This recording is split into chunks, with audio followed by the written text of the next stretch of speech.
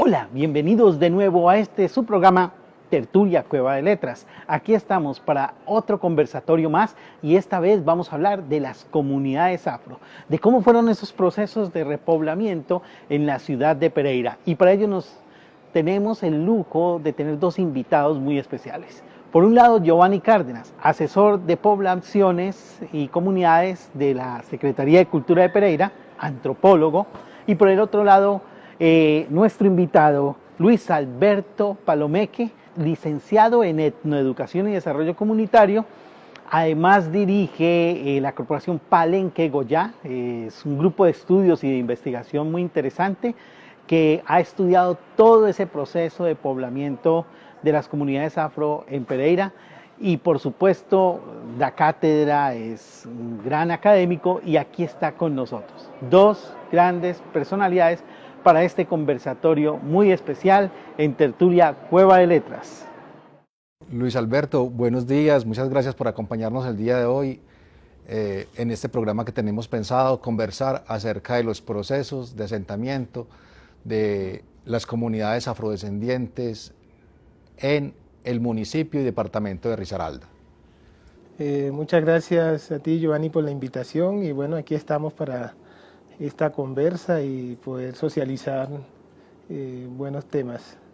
Luis Alberto, yo quería preguntarte acerca de la historia del proceso de asentamiento o de venida de los pueblos africanos al continente americano como un modo de introducir esta conversación. Bueno, excelente pregunta.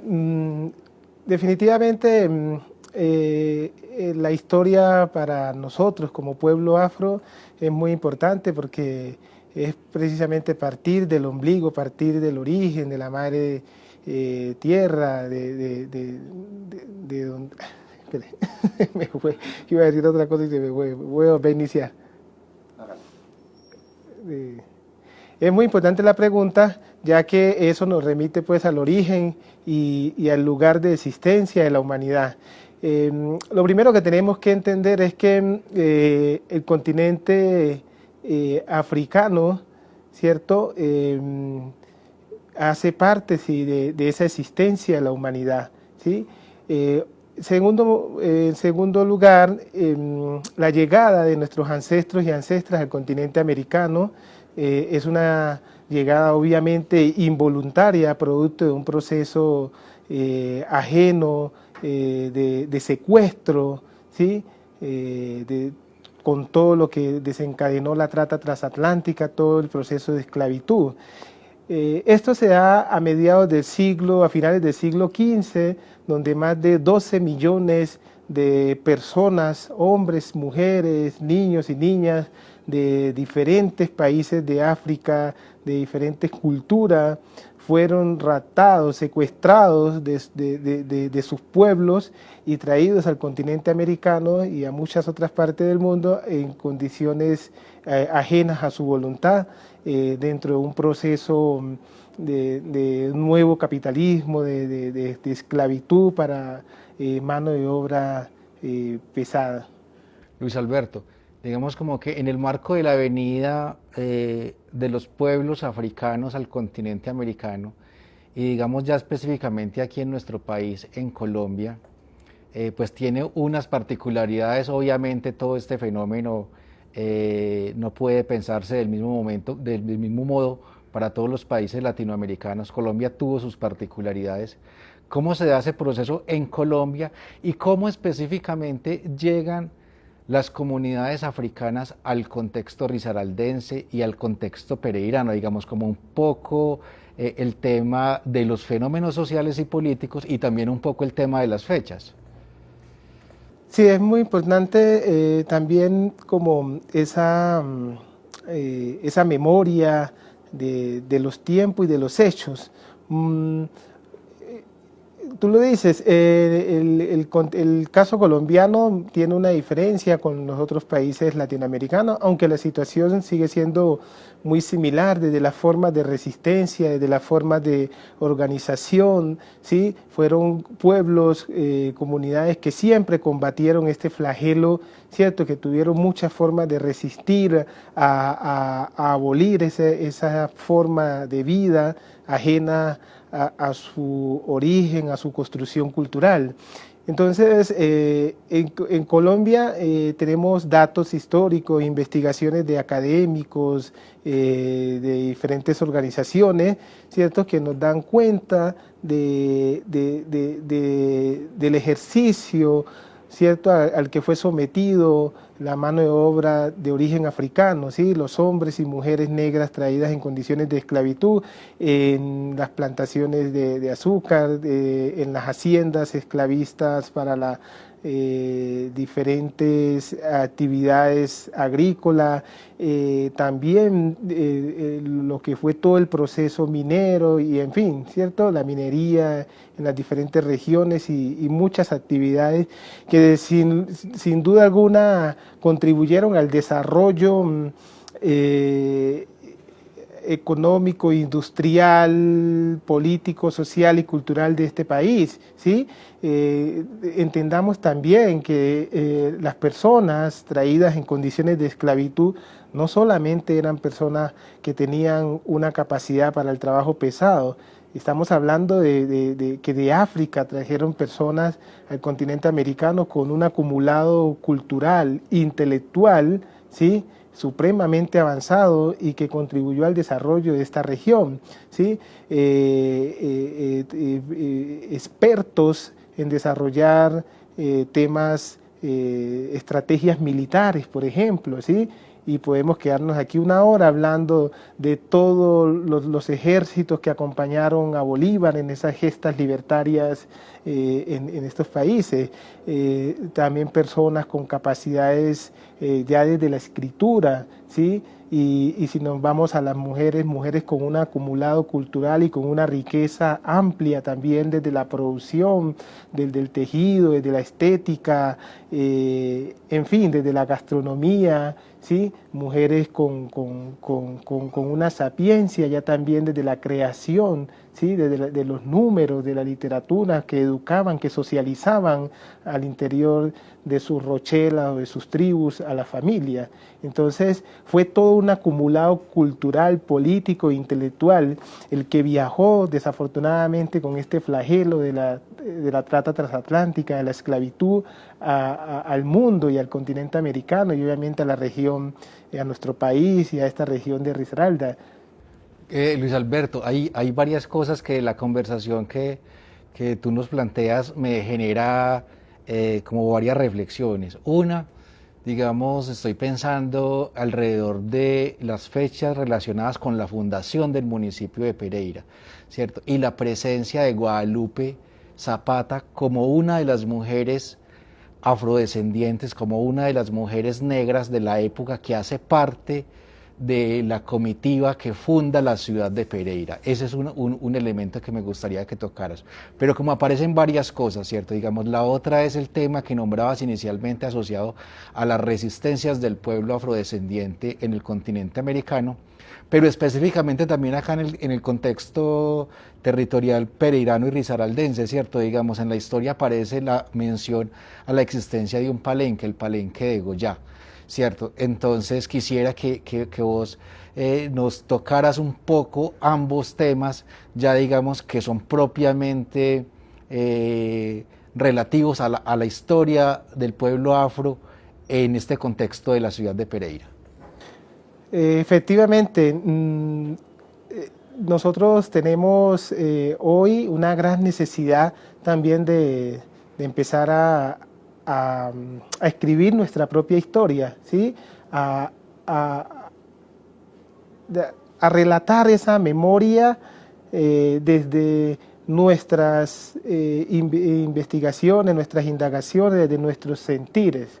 Y eso obviamente agradeciéndole también un círculo de académicos, de intelectuales, de instituciones que se han interesado por recrear y por visibilizar esta parte de la historia de las comunidades de herencia africana, afrodescendientes, afrocolombianas y obviamente afro-risaraldenses, porque los textos escolares, los libros que comúnmente se utilizan en el aula, en los espacios de formación y construcción de sujetos, pues son excluyentes frente a esa información, y desde allí ya hay un vacío, ¿sí?, que con todos estos procesos de resistencia, que son de los que voy a hablar, y que hemos empezado a visibilizar, nos convoca a hacer esa tarea, ¿sí?, a contar nuestra historia, a visibilizarla. Lo primero es que cuando hablamos de procesos de resistencia, fueron múltiples los que nuestros ancestros y ancestras hicieron para combatir el yugo esclavista, desde el momento de la captura, el secuestro en el continente africano, durante todo el proceso de la trata transatlántica. Hay una película muy bonita de un director, se llama La Amistad, de Steven Spielberg, creo que es la película, y hay un fragmento, una parte en la película donde uno ve en esos barcos, ¿cierto?, en los sótanos de esos barcos, donde traían a nuestros ancestros, 200, 300 atados de cadenas. Muchos preferían lanzarse al mar, ¿sí?, con tal de no llegar a los puntos, a los puertos donde se comercializaban, ¿sí? Bueno, y ya sin mencionar todo el trato inhumano al que estaban expuestos entonces, durante todos esos viajes, meses de travesía en los sótanos de esos barcos. Se enfrentaban con los secuestradores, con los esclavistas, y bueno, lograban también salir de esa situación. Y ya dentro de los espacios de las haciendas esclavistas, los lugares donde eran llevados, vendidos y explotados, siempre habían formas de buscar estrategia para abolir, para combatir ese estado de vida inhumano y ajeno a su voluntad. Allí las mujeres negras jugaban un papel muy importante, porque dentro de esas estrategias y dentro de esos procesos de comunicación que tenían, siempre buscaban cómo hacerse entender, ¿sí? Por ejemplo, la expresión del peinado de la mujer negra, las trenzas, ¿cierto? Cuando nosotros nos referimos a las trenzas y al cabello de la mujer negra, hablamos como un elemento liberador, ¿sí? Porque era allí en la cabeza donde ellas tejían esas rutas o esos caminos de libertad, ¿cierto? O dibujaban esos mapas, ¿sí?, donde le permitía comunicarse a la familia o a los hermanos en las haciendas esclavistas y entender que en un lugar X determinado podrían construir un palenque, un pueblo, ¿cierto? El palenque, ¿por qué se llama palenque? Porque palenque era una aglomeración, un lugar determinado donde llegaban normalmente en lo más profundo de la selva y construían una especie de barricadas con palos, ¿cierto?, de cerco, ¿sí?, muy alejado de los sitios donde fácilmente podían ser pues como identificados o capturados nuevamente para llevarlos a ejercer la esclavitud. Entonces, eso dentro de las muchas formas de resistencia, ¿sí? Lo mismo, los hombres, muchos hombres tenían estrategias militares, sabiduría que traían desde sus lugares de orígenes, ¿sí? Y todo eso lo ponían al servicio del colectivo que les permitiera salir de ese yugo esclavista en grupos o en familias o de manera individual. Obviamente durante todas esas hazañas eran muchas vidas las que se perdían, ¿sí? Eso lo han empezado ya a recrear, a relatar, a escribir varios diferentes académicos, ¿sí? Yo he leído, por ejemplo, una escritora colombiana, creo que de aquí del Valle, Ana María Navarrete. y ella ha hecho un trabajo sobre la historia de los palenques en América y en Europa, ¿sí? Hasta Europa estas estrategias fueron comunes, ¿cierto? Lo mismo, entonces aquí en Risaralda tenemos presencia de varios palenques. El profesor y el historiador Víctor Zuluaga es uno de los que más ha estado trabajando esta parte, lo mismo Carlos Alfonso Victoria, y bueno, ya hay otra camada y esperamos que nosotros sigamos también haciendo esa tarea, ese ejercicio de rastrear, de indagar, de relatar esa memoria, ¿sí? De escribir sobre esas realidades y contar esa historia. La presencia del palenque de Goya, la presencia del palenque de Sopinga, aquí en la Virginia, por ejemplo, ¿sí? La novela de Bernardo Arias Trujillo, Risaralda, por ejemplo, relata un poco esa construcción cultural que se da en este sector, desde Cañaveral hasta Sopinga, pasando por Negricia y lo que hoy tenemos como Virginia, ¿sí? Esa presencia de la gente negra o descendientes africanos allí, o aquí en el Salado, en esta zona de Salinas, ¿sí? Otra presencia de una comunidad afro, ¿sí? De descendientes esclavos que se escaparon del puerto de Cartago. Entonces ya tenemos material de dónde agarrar para identificar, para decir que Risaralda, desde su proceso también de constitución como departamento, o toda esta región del Viejo Caldas, tiene una gran influencia y un aporte también desde las comunidades africanas o los descendientes africanos. Se me ocurre una pregunta acá, digamos una pregunta tal vez que yo tenga desde la infancia o desde los momentos en que descubrí que existían los palenques o que habían existido los palenques. ¿Cómo se puede, digamos, los ciudadanos de acá de la ciudad de Pereira, las personas que nos están escuchando, imaginarse un palenque? O sea, ¿en qué consiste un palenque? ¿Qué es un palenque? ¿Cierto? Digamos, hay digamos, unos elementos generales que ya tocaste, ¿cierto? Pero de pronto en más detalle o en otras especificidades. Y retomar un poco la pregunta, la presencia del papel de la mujer afrodescendiente, digamos, en cabeza y en nombre de Guadalupe Zapata como una de las mujeres fundadoras de la ciudad de Pereira. Sí, un palenque, nosotros tenemos una referencia en Colombia del palenque de San Basilio, ubicado en Bolívar, ¿sí? Cartagena, a 1 hora y media más o menos. Es un lugar donde hay una comunidad que se identifica con una lengua, con una forma de vestir, con una forma de comunicarse, obviamente, una forma de vida, de etnodesarrollo, de ver el mundo, de entender el amor, de socializarse, de compartir. Entonces, son todos unos elementos que giran en torno a una cultura, a una relación, a una expresión de vida propia, a un vivir bueno, como llaman otros ahorita, un vivir sabroso, ¿sí?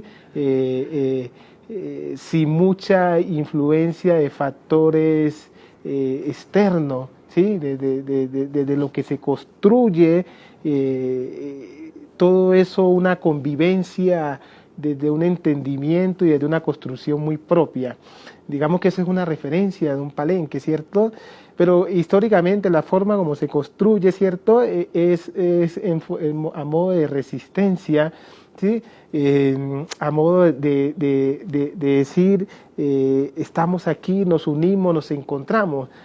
¿Por qué se da esto también? Recuerden que de África el proceso de secuestro, ¿sí? De esclavitud, no, en muchas ocasiones no eran todos de una familia, ¿sí?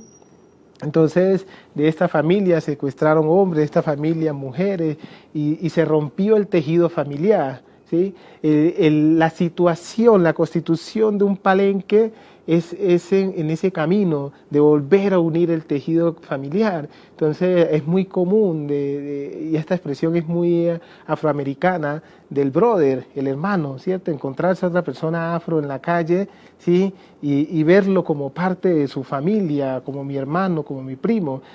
eso todavía hace parte, ¿cierto?, de esa necesidad de volver a unir, volver a hilar el tejido familiar que rompió precisamente el flagelo del secuestro y de la esclavitud. Entonces, el Palenque gira en torno a reunir esos valores, valores étnicos, valores culturales, valores familiares, ¿sí? La hermandad, como la llamamos nosotros desde los procesos organizativos, ¿sí? Más allá también de encontrarse con una expresión lingüística, con una expresión corporal, con una expresión, una forma de ver el mundo, ¿cierto? Lo que nosotros llamamos el muntu, ¿sí? Toda esa relación cosmogónica que hay dentro de un grupo cultural. Eso es elemento esencial del Palenque, ¿sí? La gastronomía, cómo se constituye, toda esa relación de desarrollo y de etnodesarrollo.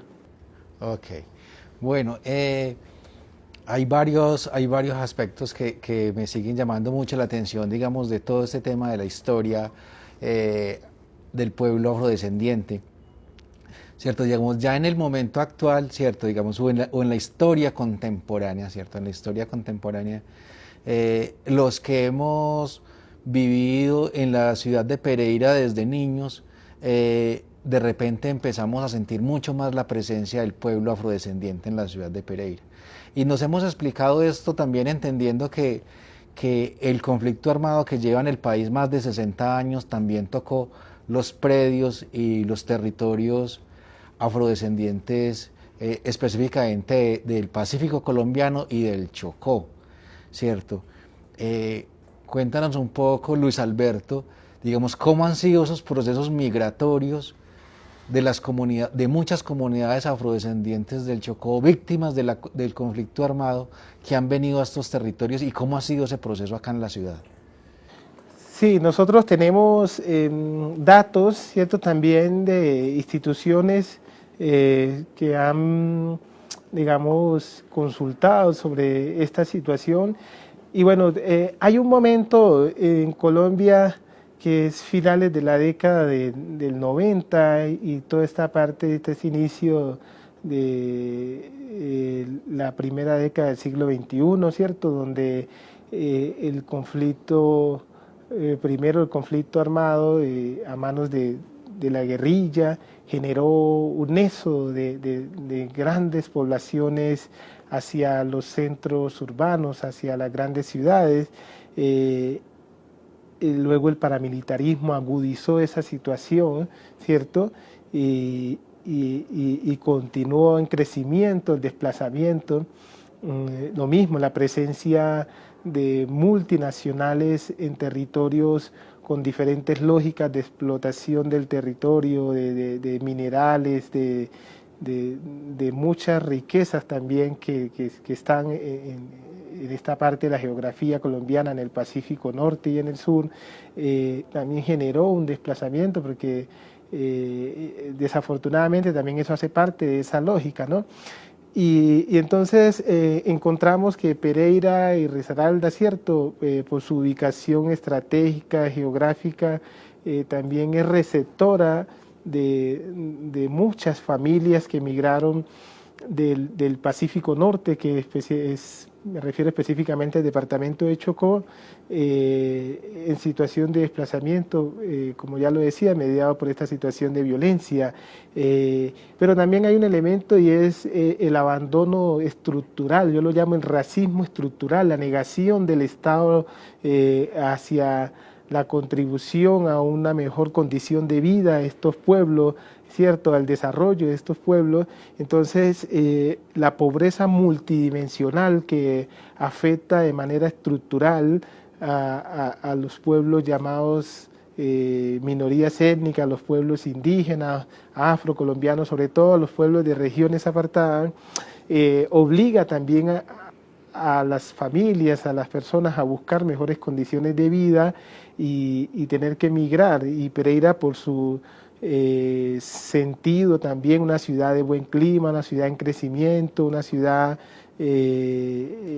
estratégicamente bien ubicada también, le permitía a muchas familias, y tenemos muchos datos de familias en esta primera década del siglo XXI en situación de desplazamiento. Se dice que más de 9.000 personas llegaron en condiciones de desplazamiento en un momento determinado a esta ciudad, y obviamente después también hubo un proceso de retorno con el mejoramiento también de algunas condiciones de vida en los territorios, digamos, el desarme de algunos grupos armados.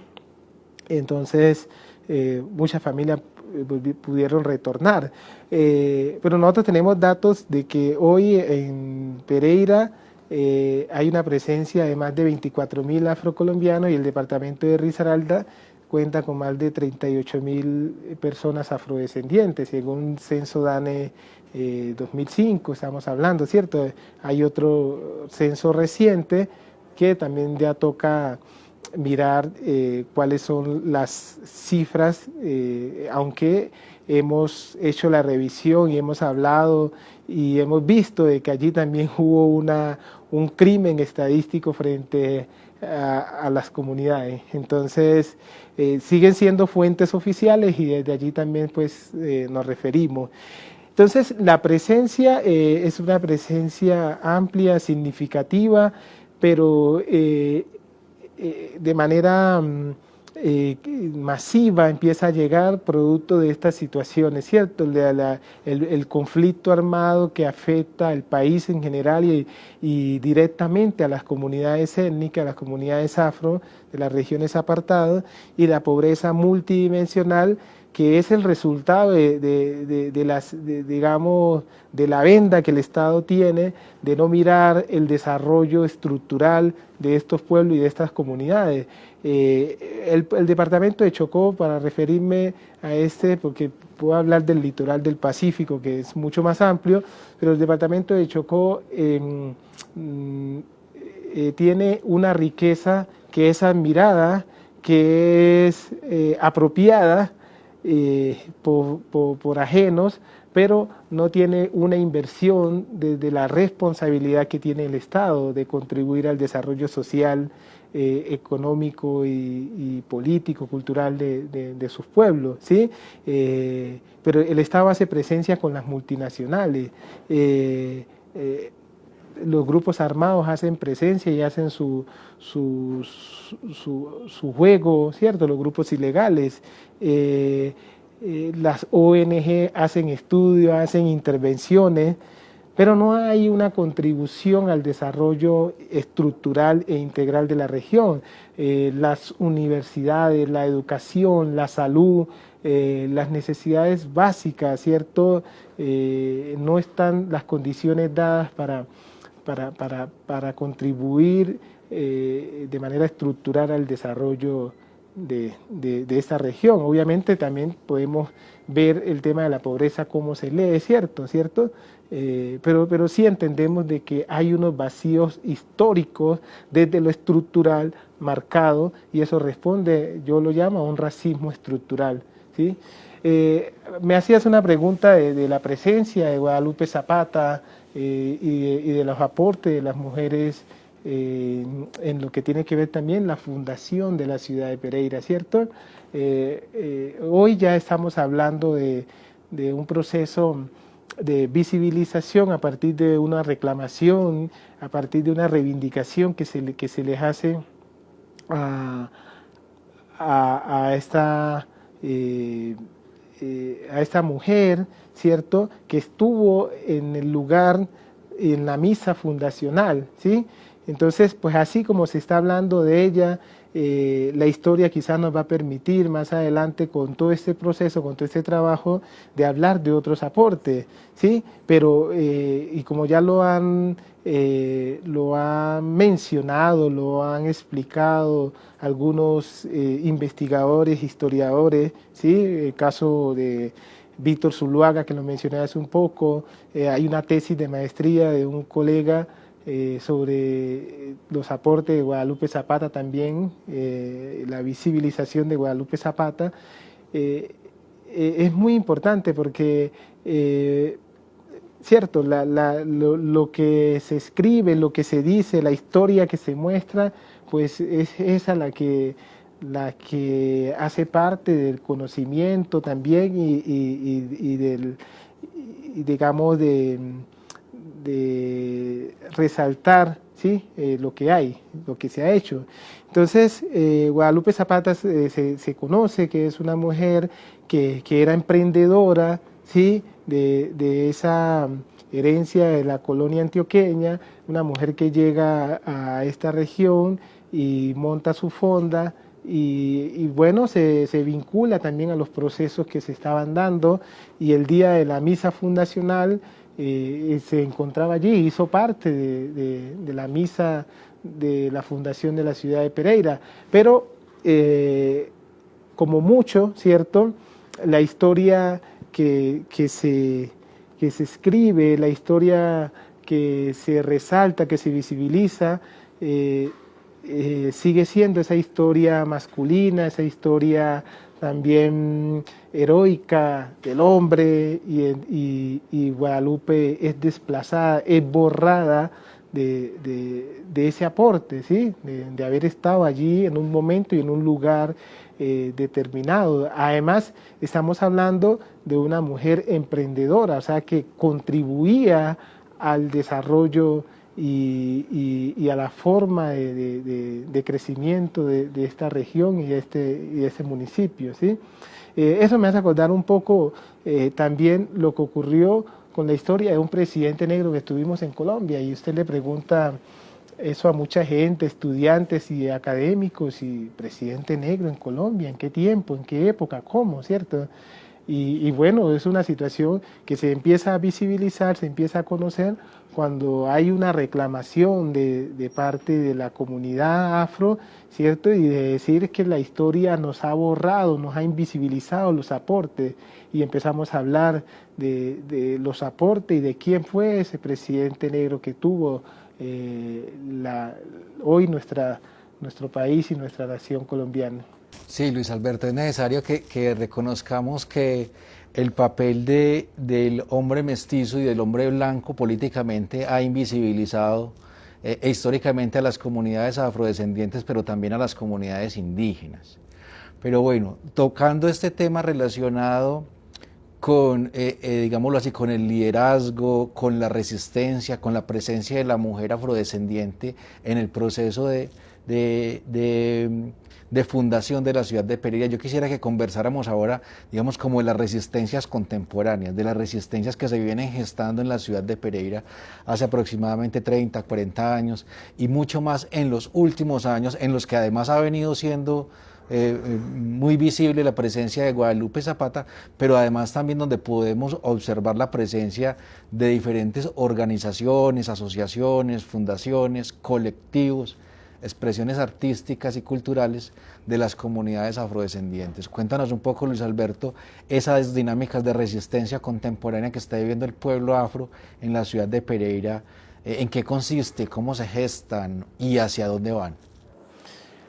Sí, es muy importante. Nosotros tenemos, y digo nosotros porque yo hago parte de un proceso organizativo, llevo 13 años vinculado a varias organizaciones, una organización nacional, una organización aquí local, una forma organizativa que tenemos en el departamento, ¿sí?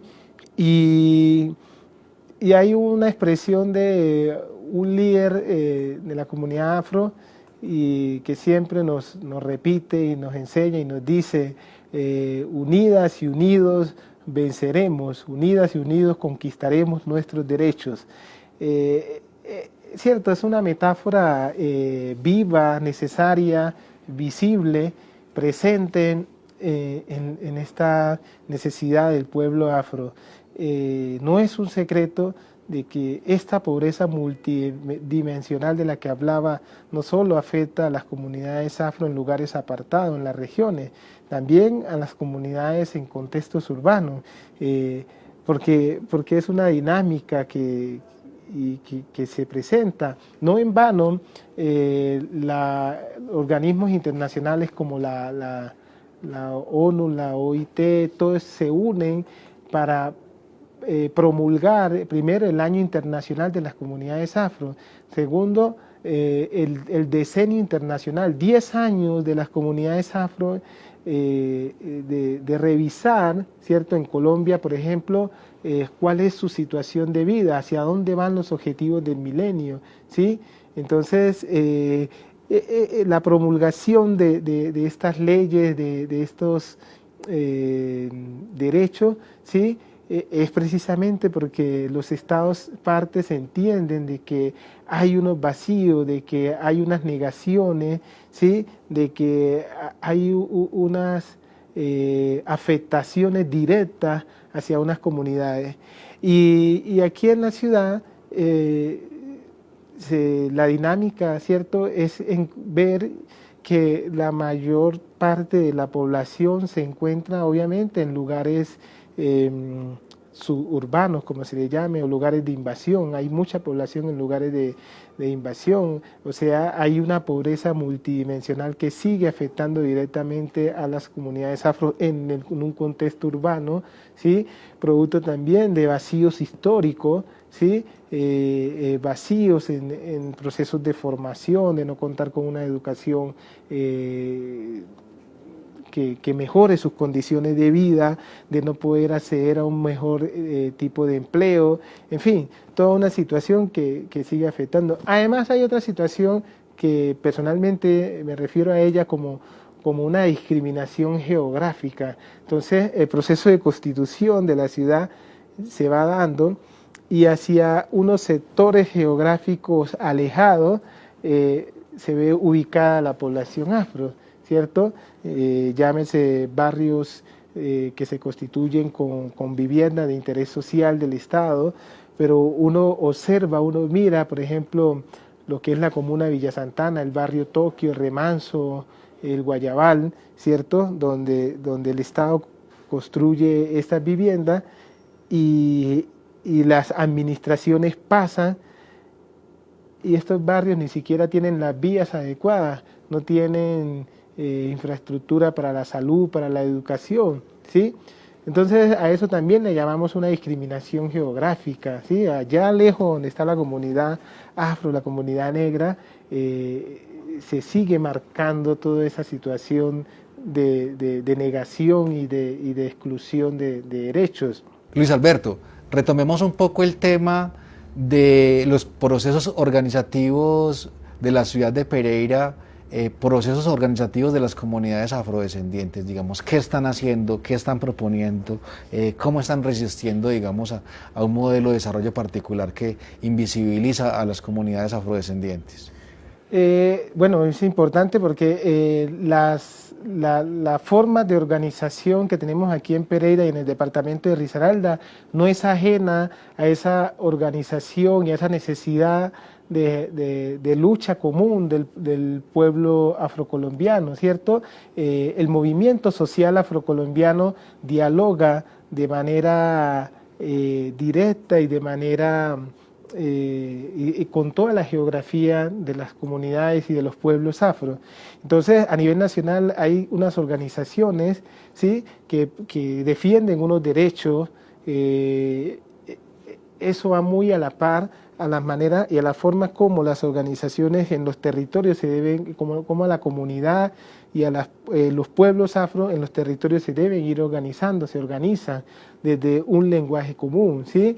Aquí en el departamento tenemos 2 territorios especiales, que son 2 consejos comunitarios con una forma de vida, de desarrollo, de lucha, de organización muy propia y varias organizaciones.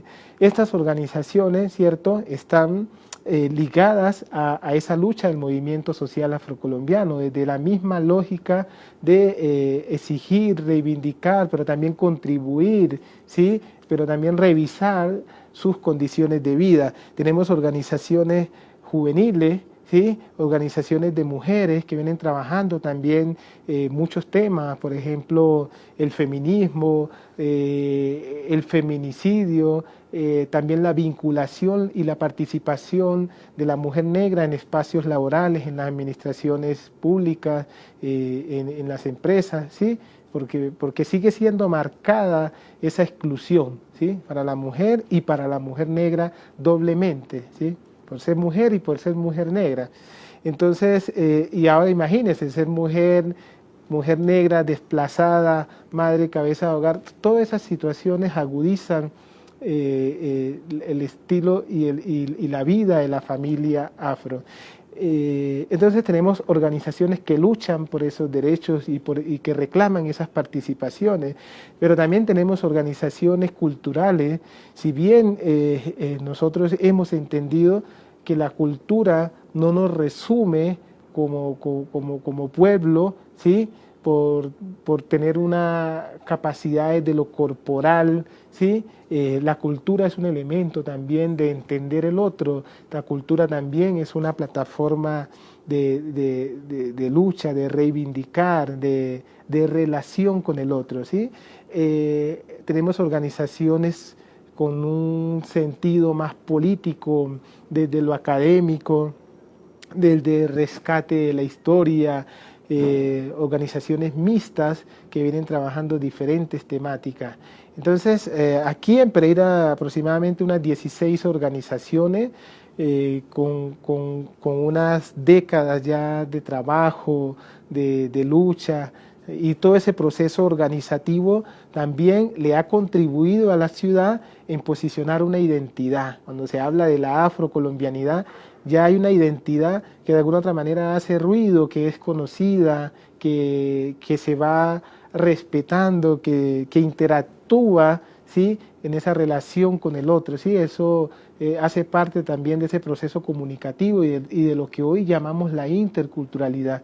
Todo ese proceso organizativo ha contribuido, ¿sí? a entender esa relación de lo diverso en el marco del respeto y en el marco de los derechos, pero también el elemento que está sigue siendo crudo y ha sido fuerte y es un elemento muy apropiado por las organizaciones afro, es que nos organizamos para participar políticamente en los procesos de desarrollo, ¿sí? Porque le aportamos, porque las comunidades viven, porque pagan impuestos, porque aquí tenemos un estilo de vida. Entonces, yo vivo en Pereira, pero es que yo no me siento llegado, porque es que yo soy colombiano, ¿cierto? Es la geografía, es mi país, es mi región, es mi ciudad, ¿sí? Entonces, todos esos elementos, todas esas formas organizativas van a contribuir de manera significativa en el desarrollo de la región y de la ciudad. E insisto, todo este trabajo es un trabajo que dialoga con la imagen del movimiento social afrocolombiano, con una forma organizativa, un lenguaje común que se da en toda la geografía nacional.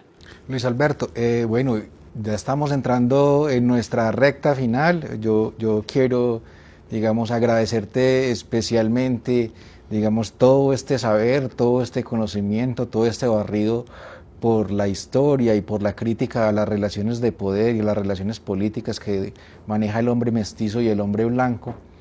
Entramos en el último segmento, en el último fragmento. Yo quisiera preguntarte, Luis Alberto, ¿cuál es la ciudad que se sueña el pueblo afrodescendiente? ¿Cuál es la Pereira que se sueña el pueblo afrodescendiente acá en nuestro territorio, acá en nuestra ciudad, aquí en nuestra querendona trasnochadora y morena?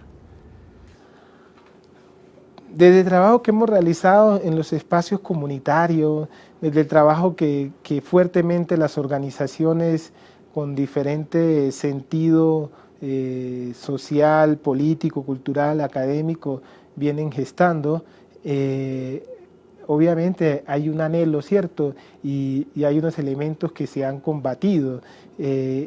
Primero, ese anhelo de la aceptación del derecho a la participación sin exclusión por el color de piel, ¿sí?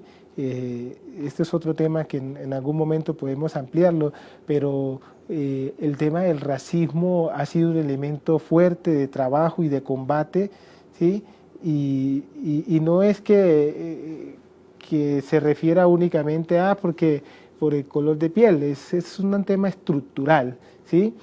Y obviamente, cierto, todo el trabajo que se hace va en vía de soñarnos un lugar, una ciudad, ¿cierto? Sin esos estereotipos, sin esas exclusiones, ¿sí? Segundo, ¿sí? Yo veo que, y lo hablaba hace un rato, ¿cierto? La ciudad crece, el departamento obviamente, ¿cierto? Tiene una dinámica y la ciudad va en ese crecimiento y hay como unas separaciones, hay unas exclusiones marcadas. Desde mi sentir y desde mi trabajo, yo me sueño una ciudad, ¿cierto?, con una participación activa de la masa afrocolombiana que hay aquí, que uno pueda llegar a un centro comercial o a un banco y vea a una persona afro atendiendo en un banco, en las cajas, porque uno no lo ve, que uno vaya a una administración pública y uno sienta esa participación de la gente negra en la administración pública de manera contributiva con el desarrollo de su comunidad, del departamento, de la región, de la ciudad, ¿cierto? Son todos esos espacios de participación, ¿cierto?, que contribuyen con el desarrollo económico, político, cultural y social, académico de una ciudad, de un departamento, de la nación. Entonces, esos factores que históricamente, como la pobreza multidimensional, esas negaciones de participación del hombre, la mujer en diferentes escenarios, en un tiempo no muy lejano, que sea un tema superado, ¿sí? Y que obviamente con el aporte, con el trabajo, con la formación, con la organización de la gente negra, todo esto puede ser parte de una relación, ¿cierto?, no vertical, sino horizontal, de la gente negra aquí en la ciudad. Luis Alberto, muchas gracias, muy enriquecedora esta conversación y sin duda un gran aporte para la ciudad de Pereira. Ojalá nos podamos volver a encontrar nuevamente para continuar el conjunto de reflexiones que vos has planteado hoy el día acá en la ciudad de Pereira. Muchas gracias. Bueno, muchas gracias. Esperamos que este abreboca deje otros elementos pendientes. Ok, muchas gracias.